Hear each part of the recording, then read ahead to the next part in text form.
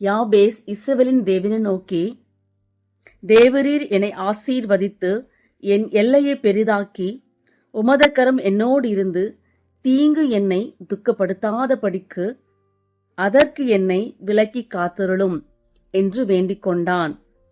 அவன் வேண்டிக் கொண்டதை தேவன் அருளினார் என்று 1 நாளாகமம் 4:10 நாம் வாசிக்கிறோம். யாபேஸ் தேவனிடத்தில் கதறி தன்னை ஆசீர்வதிக்கும்படியாக கேட்டுக்கொள்கிறார்.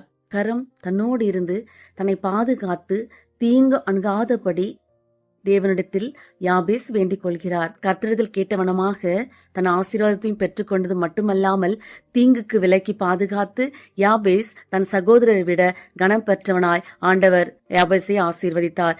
தீங்கு நம்மில் இருந்தால் நாம் துக்கப்பட்டவர்களாக காணப்படுவோம்.